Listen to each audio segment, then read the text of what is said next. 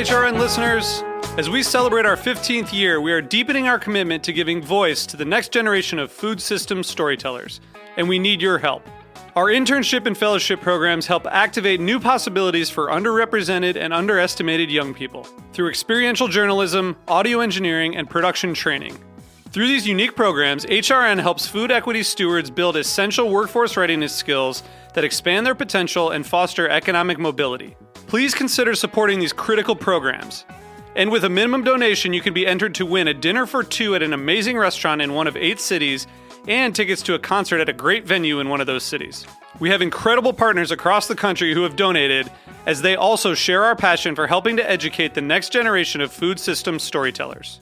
Check out heritageradionetwork.org/15 to donate and enter to win today. That's heritageradionetwork.org/15 to donate and enter to win today. And make sure you donate before March 31st. Thank you.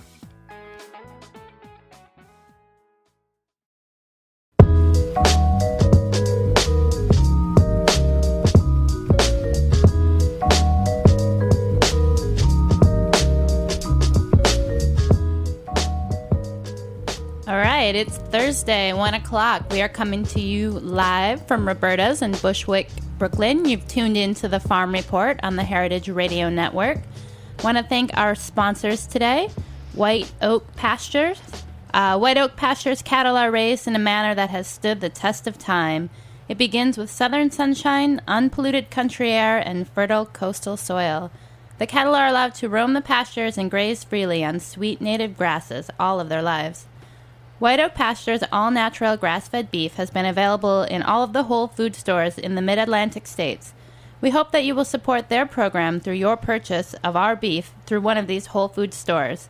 For more information, check out www.whiteoakpastures.com. Well, Erin, nice to have you back with us. We missed you here last week. I know. It's good to be back. I'm sad I missed the American Farmland Trust folks, Jen and David. Good show. No Foods, No Farms rally coming up in March. We'll be sure to bring them back a little bit before that so you can all hear about how you can get involved and go up to Albany and take a stance for your food. So today we have a great show coming up. We have guest of the Farm Report for the second time, Derek Denckla, live with us in studio, wearing an awesome, colorful sweater, if you will. Lovely, lovely. Welcome, Derek. Thanks a lot for having me here. Derek Denckla has been on the show before with us to kind of talk about this recently new project that has come aboard and come and hit the Brooklyn scene, and it's called Farm City. And I'd kind of like to have Derek maybe just recap what Farm City is for us, and then get into the reason why we brought him on the show, which is the new series of Farm City events, which I'll let him say for us. Cool, I'll do it. Farm City is a new project that I launched about a year ago, actually, to explore different ways to make social, cultural, and financial investments in the growth of urban agriculture. So we launch a diverse set of projects to kind of promote and the growth of this new sector. Wonderful. So what is happening these days with Farm City? We have this new project, Chautauqua, if you will. It's a real tongue twister in terms of pronouncing, and trying to spell it has provided some challenges for me and my peers. But I think it's Chautauqua. Okay. Although I really think we should have a contest and people should just pronounce it the way they like. I'll give it my Long Island Chautauqua. Yeah, I know. Whenever you come to one of those stops in Long Island, I'm like, is that what's on the ticket? So, anyways, Chautauqua came out of a conversation I had with Severine von Scharmer-Fleming, who's been a guest on the show, right? Yeah, and she also has her own show, Greenhorns Radio. Right, exactly. And she and I were talking about doing a art happening in the city, which ultimately got named something else. Mm-hmm. But we were batting around this idea about the Chautauqua or the Chautauqua or whatever it is. And it got me really intrigued about this concept, and I started to research it based on her urging.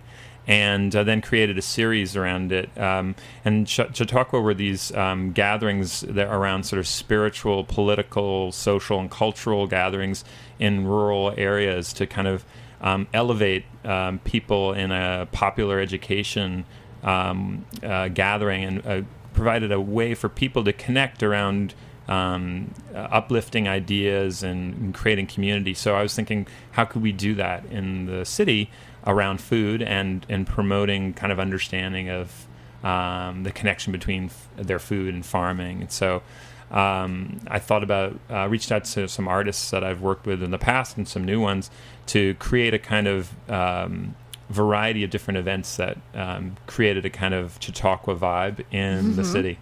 Right. I know last time we had you on for Farm Cities, you had like a week long of different events all throughout the city, ending with a festival in Brooklyn on the street. And, you know, it seems like we're kind of doing this again, but it's more spread out. We have events from February through till July. Is that right? That's right. And they're all kind of series within themselves. So can you maybe tell us about the different series that are going on one by one, and then we could get into some more details? Sure, I'll roll through them. I mean, this is all made possible, by the way, also due to a creative collaboration that I struck up with the owners of 61 Local, Dave Liotti and Steve Witch. They have put together this really awesome establishment, which is opening on Friday, by the way. I have to do a shout out. Their opening party is Friday. Tomorrow. Saturday the 12th. Okay.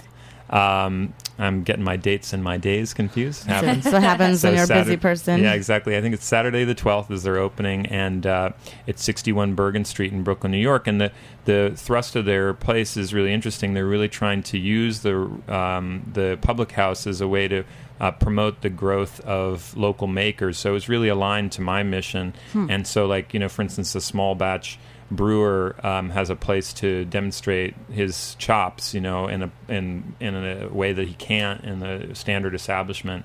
And 61 Local is really dedicated to that.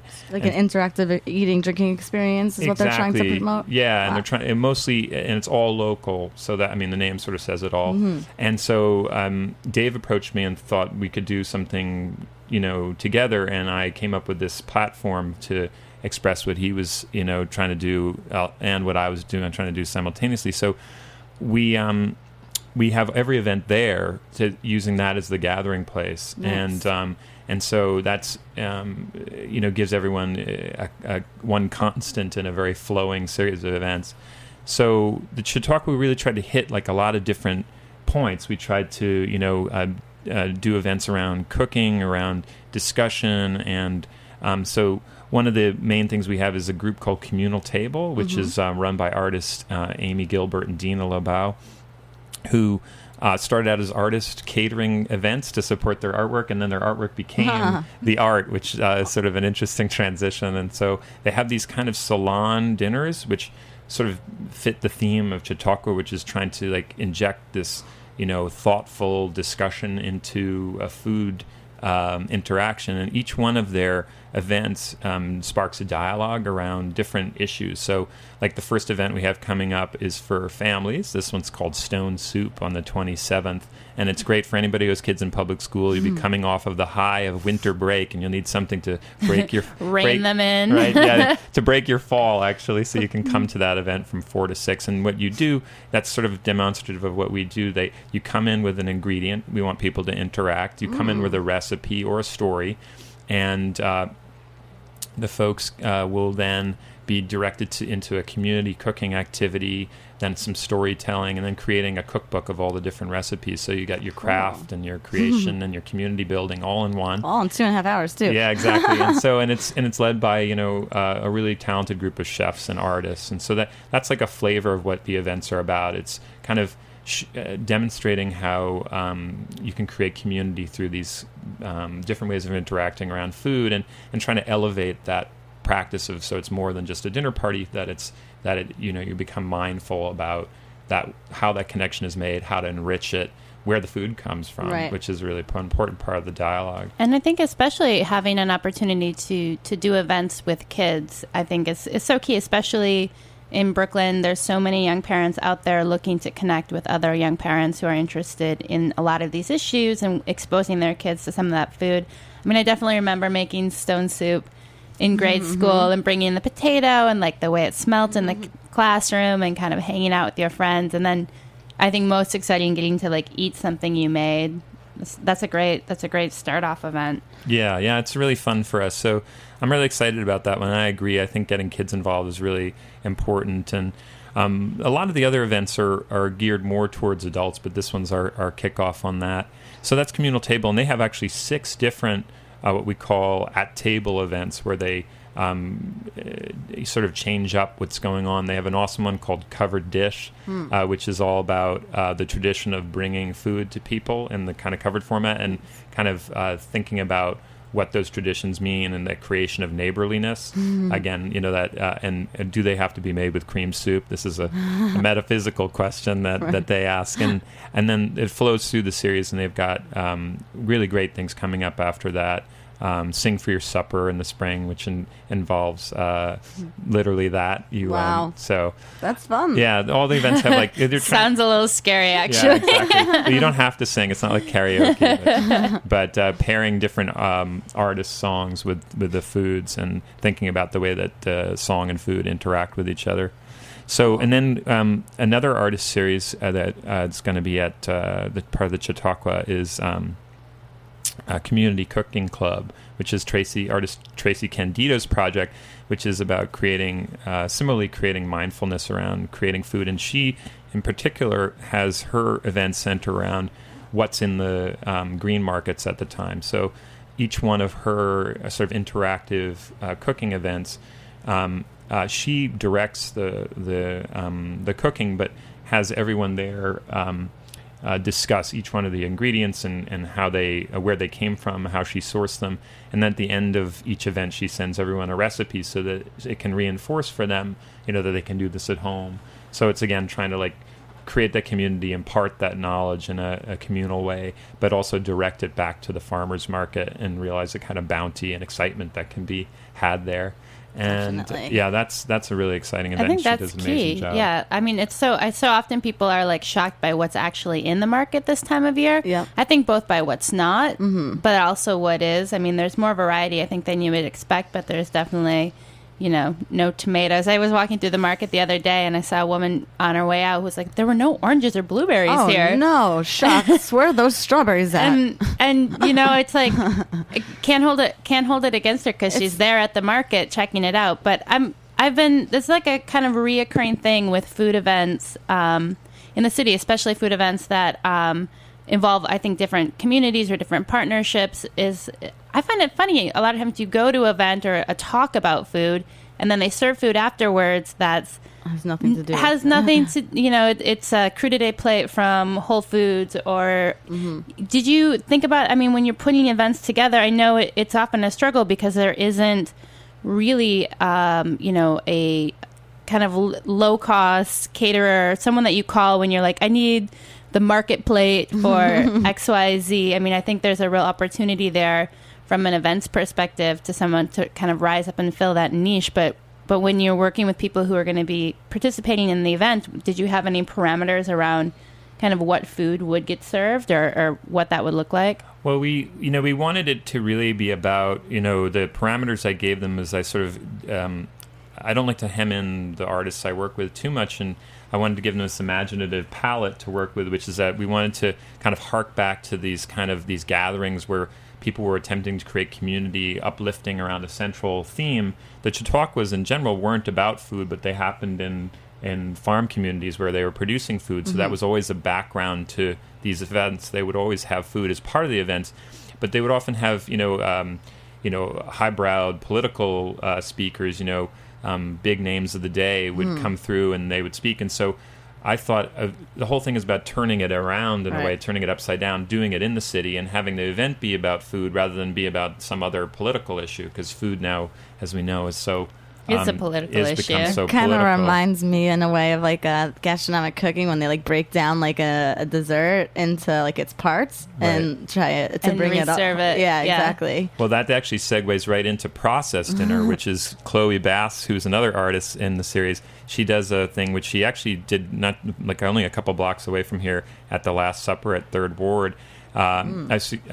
She did a project called Process Dinner. I invited her to do it again, where she brings all of the ingredients for the meal she's about to create, and she asks that everybody eat each of the ingredients, no matter whether it's edible or not. Ooh. So it's but and then she explains, the sort of the science of the thing and the history of the thing, and so it becomes this kind of deeply realized understanding of what you're about to put in your mouth. And so often we combine these things, or we follow a recipe and we're not really sure what the baking soda is doing. We know we have to do not too much or it tastes like it, but we're not paying as close attention. So again, it's about creating that mindfulness and a discussion. Really awesome. I mean, we're going to take a quick break in just a sec, but you're kind of like bringing me back to like the most elementary days of like learning in a way. It was like, that closing your eyes and touching something and feeling what it is. And really, I mean, you're really kind of like rooting down to rise up in a way. I mean, we're really kind of like exploring so many new things here, and I'm really excited to hear kind of more about it. And we'll take this short break and we'll come back and we'll do that here with Derek Denckla of Farm City on the Heritage Radio Network's Farm Report.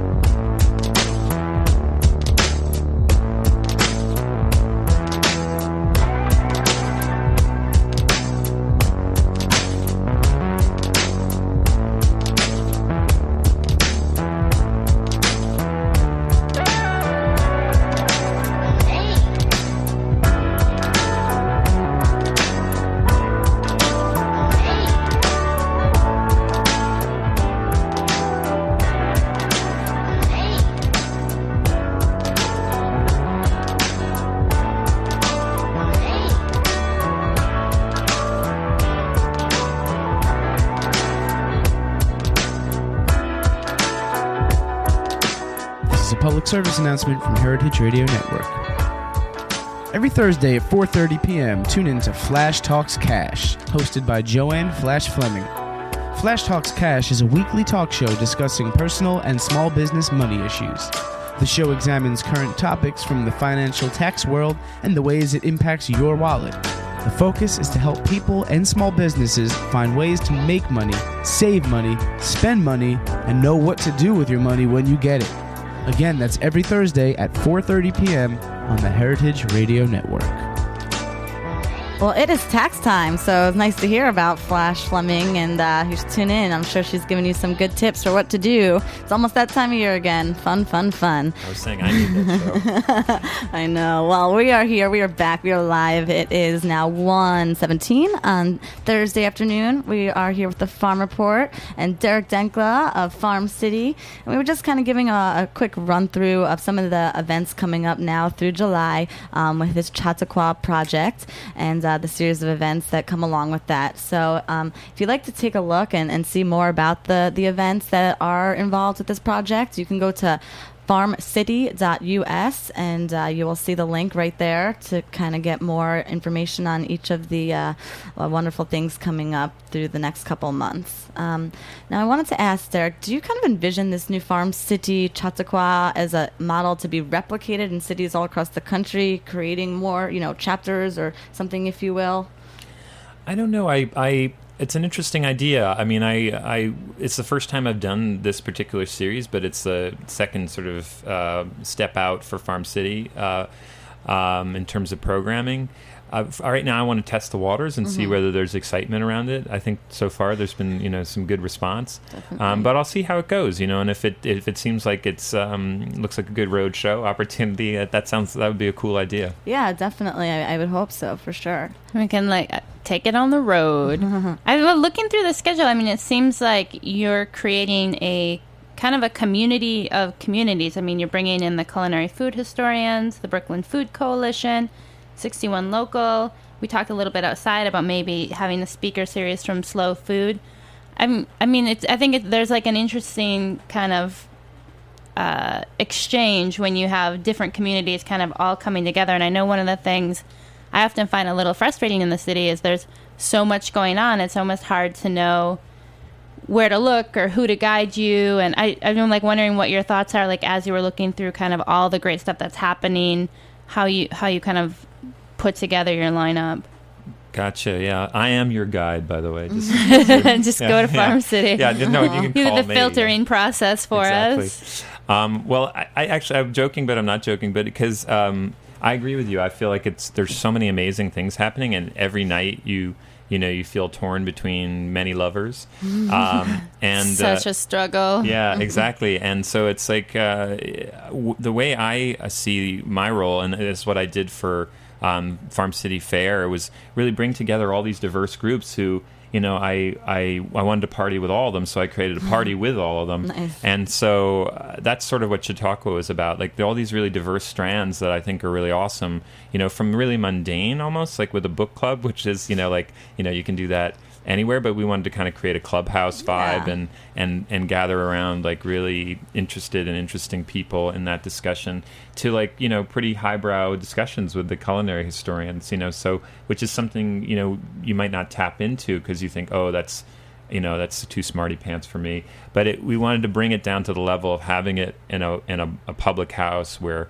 you could feel comfortable having a beer, going to these things, and then testing out some things that may be outside of your comfort zone, like Process Dinner, which is really almost a performance art piece, or Green Edge NYC, which is doing a speaker series, and that's really the heart and soul of the old style Chautauqua, these kind of uplifting lectures, and Right. so that's part of the deal too. Yeah, I also kind of wanted to ask where, how you think, I kind of feel like we know who our target audience is for this, but do you think we're going to expand outside of some of the people who are already kind of in this world and are familiar with these ideas? I hope so. I mean, our idea, by having it in, a public house, 61 local, we're hoping that your average drinker, of artisanal beer and wine will kind of think, okay, I love the taste of this, because taste is the big hook to sustainability. I think always, taste and place, right? That's like the Alice Waters, ring. So I think if you hook people there, they sort of think, oh, this is interesting that this is happening here. It's not like your standard kind of, blues singer in the corner. It's a different kind of event. It's trying to create community and connect people up. So I think we'll get some new people through that. And it already seems like a pretty popular spot. So that'll be hot for that.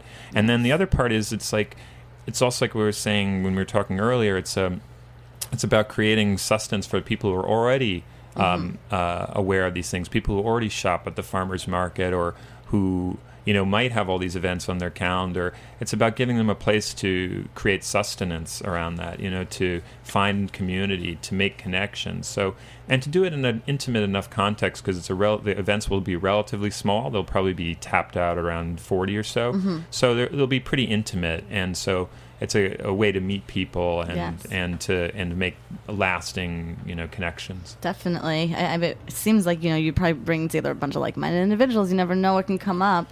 And when I asked this question, it was also kind of with the idea of the fact that there is an opportunity, I feel, to create these chapters all across the country with focused around series of events and things of the like. If you saw that this had any kind of similarity or resemblance to what Slow Food has going on, and if they're involved in any way with this Farm City project. Well, Slow Food has a series of events that are really interesting throughout the year, and I've been inspired by Slow Food for many, many years. And in fact, Holly Atkinson, who's very active in Slow Food, is working with me to create an event for Chautauqua, but they just couldn't figure something out right away because we pulled this together relatively quickly.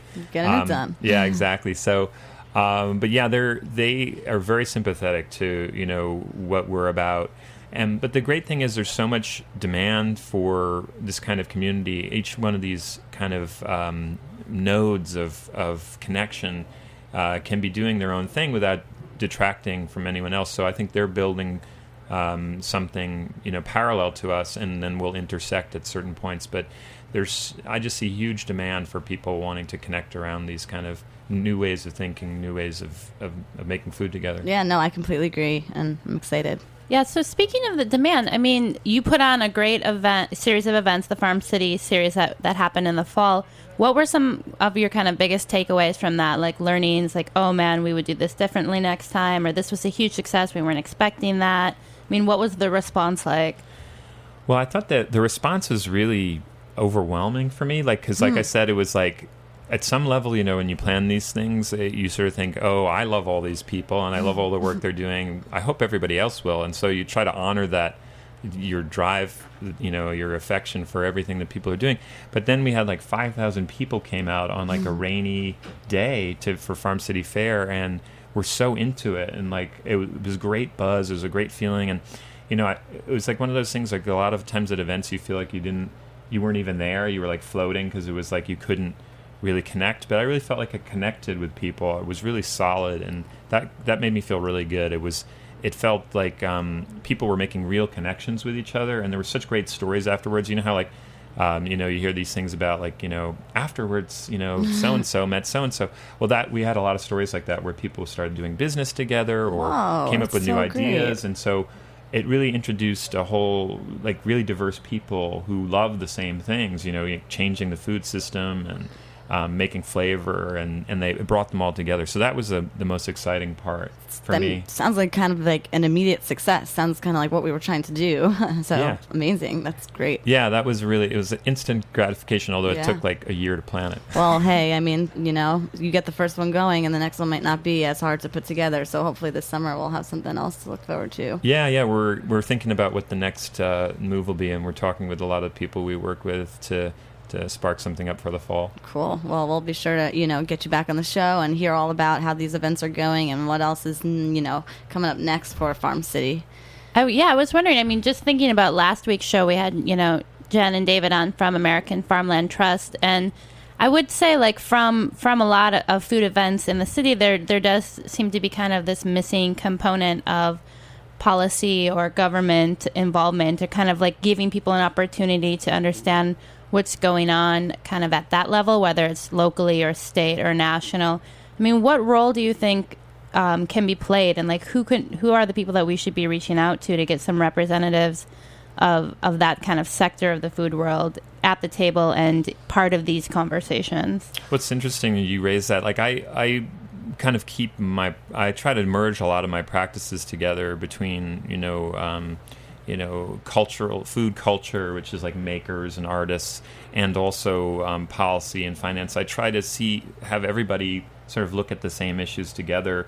And so we've created a working group over the last couple of weeks. We had our first meeting in January to try to bring together people in business, people in urban farming, to try to craft some overall understanding of what a game plan would be and how to work out some solutions. So I don't know that there's any one go-to person on policy or on the business side yet. There's a lot of great organizations, each doing little things that I could call out. It would take us a while. But I think we're trying to... there's many people who are trying to create kind of thoughtful organization of what's next for the urban farming movement. Like, Five Borough Farm, which is a project of the Design Trust, is trying to come up with a community plan for how to promote that. That's one thing that people can participate in. There are private dialogues going on by interested parties. Lauren Yarmouth from YRG Sustainability Consultants, she's holding conversations. So there's a lot of people, the borough president, he had Food Works after the Food and Climate Summit, and he's really interested. And then there's Speaker Quinn got her whole Food platform. NYC, right. I mean, I think I got it backwards. She's Food Works and he's Food NYC. Yeah. But there's a lot of push. But it hasn't centralized yet. And in some ways that's good, because it means that people like us have a lot of power to influence each one of these little cells. So I think it's an exciting moment in that way. Yeah, definitely. Things are definitely moving in a fast direction here, and it's a good thing. We have a lot to kind of work out, and it's happening. Speaking of happening, I know, Dennis, you're involved in an event this week, TEDx, Changing the Way We Eat, kind of an outgrowth of the TED franchise. You're going to be doing a little blogging for them? I am. I'm their guest blogger. I guess that means I get some kind of cushion to sit on. Woo! Excellent. So I'm pretty sure that tickets have sold out for the event, but the NYC Food EDU, the New York Student Food Coalition, is hosting a viewing party at 60 Washington Square South. That's the Kimmel Building. It's going to be 4 to 6 on Saturday in room 405. It is a free event. So if you want to come and hang out with other like-minded people who are interested in food policy, and then obviously the myriad of topics that are going to get covered at the TEDx event, please stop by. You can find us on Facebook at NYC Food EDU. Awesome. The Kimmel Center is beautiful. You guys should all try and get out there if you can. Yeah, there's an amazing set of speakers for that, including some Brooklyn homebodies who are coming to you. People who probably you know, like Ian Chaney and Kurt Ellis are both involved. Awesome. Okay, everyone. Well, we will be back here live next Thursday, 1 o'clock. So tune in to the Heritage Radio Network's Farm Report. Thanks to Jack Inslee today, producing and engineering for us. Derek Denckla, we'll have you back soon. Thanks a lot. Bye. Thanks, Derek.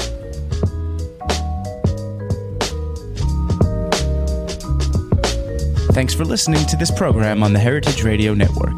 You can find all of our archived programs on heritageradionetwork.com, as well as a schedule of upcoming live shows. You can also podcast all of our programs on iTunes by searching Heritage Radio Network in the iTunes Store. You can find us on Facebook and follow us on Twitter for up-to-date news and information. Thanks for listening.